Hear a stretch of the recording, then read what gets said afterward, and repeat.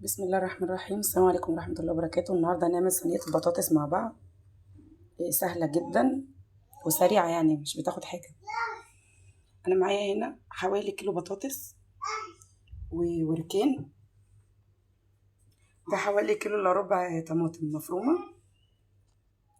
التوابل ملح وفلفل، يعني معلقة كبيرة ملح ومعلقة صغيرة من الفلفل وكمون وكزبرة وبابريكا ونص معلقة توم، وهنا طماطماية وقرن فلفل وبصلاية.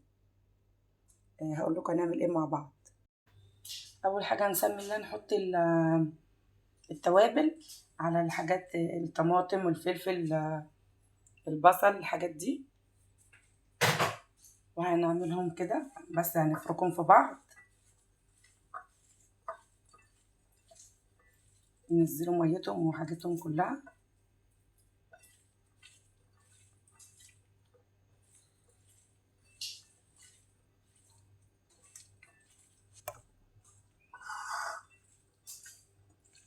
ننزل بقى ايه احنا كده اهو، بعد ما دعكناهم في بعض نركنهم بقى.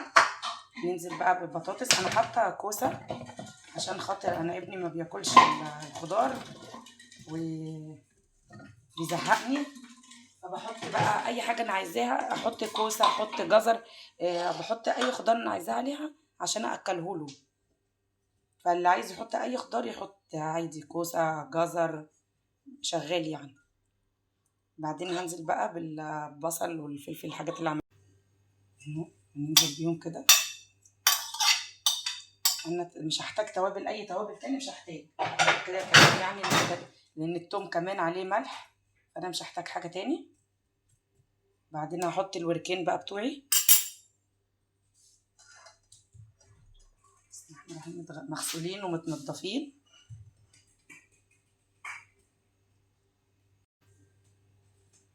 اهو ننزل بقى بالصلصه. بسم الله الرحمن الرحيم.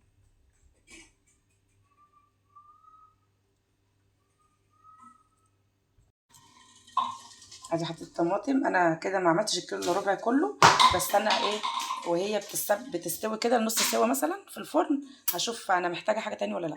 انا مش هحط التوم دلوقتي خالص، لما تاخد كام غلوه كده هحط التوم.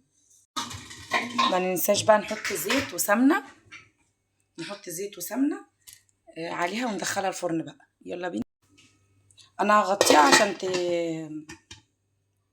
تغلي بسرعه وتاخد يعني تستوي بسرعه، عشان انا محتاجاها يعني بسرعه. تمام. احطها في الفرن، وما هطلعها بعد شويه، بعد مثلا حوالي ايه نص ساعه، يعني حوالي ايه ربع ساعه تلت ساعه قبل ما تستوي بشويه، اروح حاطه لها حته التوم وشايله الغطا خالص ومكمله من هنا كده. بعد ما استوت طلعتها فوق تحت الشوايه. اخلصها خالص بقى ورا. دي كده كانت احلى صينيه بطاطس بالفراخ. جربوها وان شاء الله تعجبكم. بصوا ما شاء الله، الفراخ مستويه كويس، البطاطس مستويه كويس، مع رز بشعريه. طبعا بقى انا لسه هقلي بتنجان مخلله. انتوا بقى اللي انتوا عايزينه، بتنجان مخلل جنبيها، انا بعشق البتنجان مخلل والملوخيه الخضراء جنبيها.